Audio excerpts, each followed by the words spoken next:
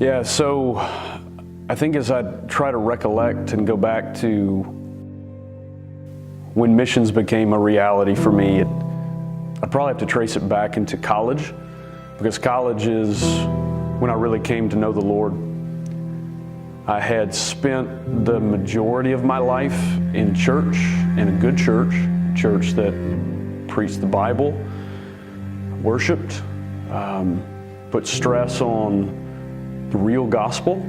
And for me, for the majority of my early life, teenage years, I was playing a game, and I didn't come to know Jesus until I was in my early 20s.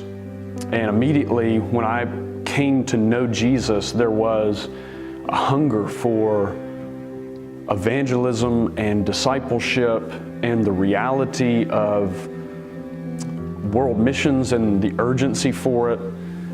And I think it wasn't just that, it was also as I transitioned into getting closer to seminary and God calling me into ministry and feeling like I needed to be equipped, there came a number of voices that began to talk about discipleship, a word that I think got thrown around a lot, and I think I had heard a number of times and probably had a number of people tell me about it and even maybe teach on it, but at the time I wasn't paying attention. And now God had my heart, and He began to instill in me this desire for discipleship that I saw in the Scriptures so clearly, that there was Jesus as He poured His life into a small group, and the strategy of His work among the disciples began to become a reality for me, and it became so clear and so pressing and so urgent that He literally in Luke 24 and Matthew 28 gave them a commission and breathed the Spirit of God into them, and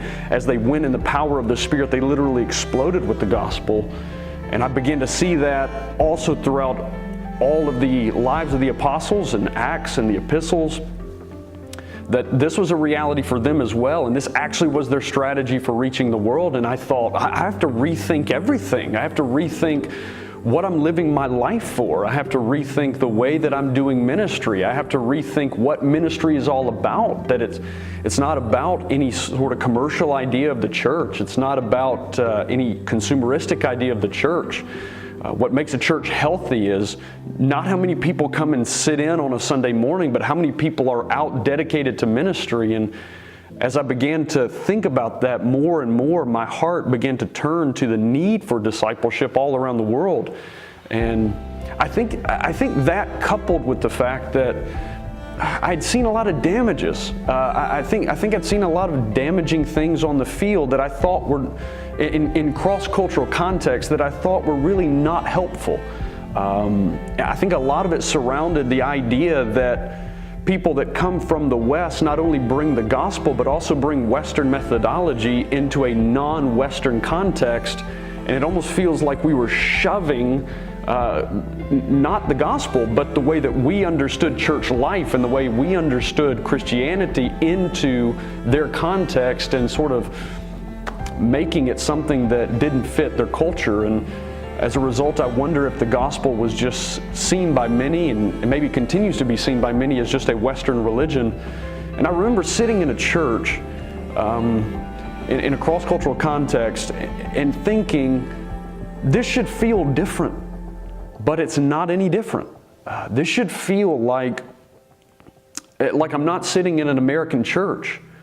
But what had happened is that somebody had taken the gospel, and praise God for that, but also their idea of church, and just kind of placed it into that context without much cultural communication and contextualization and indigenous ministry. And as a result, it just felt like it was an American church in a non-American context.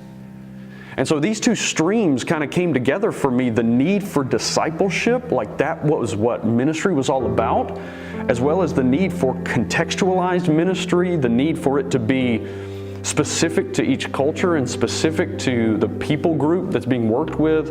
And this kind of came together for me when I began to realize that maybe the greatest need in what is now called the majority world isn't as much our financial resources as it is deep discipleship that is contextualized and helps them reach their own people. Because it's a well-known fact now that the majority of Christians don't live in the U.S. The majority of Christians live in what's called the majority world, which previously was known as the Global South, which is South America, Africa, and Asia. And the fact that was so startling about that was that among the 75% of Christians that now live there, the majority of the pastors of more than 2 million evangelical churches don't have any training. And horror stories that I heard, and so many damaging things that you begin to see as the gospel, if it's not understood correctly with deep discipleship and then contextualized to a culture, if that doesn't happen, it eventually gets multiplied into something that it's not, and the gospel is what is lost. And so as I began to think about that and began to think about missions, I thought, if there's anything I want to give my life to, I want to give my life to multiplying disciples for the sake of reaching the world through faithful men. And if I wanted to give my life to that, I knew that it had to be done in proper context. So thinking missionally about how to do that in different parts of the world where the need is great, where the need was great for deep discipleship, to train leaders to reach their own people and beyond, and then doing that in a way that met their culture.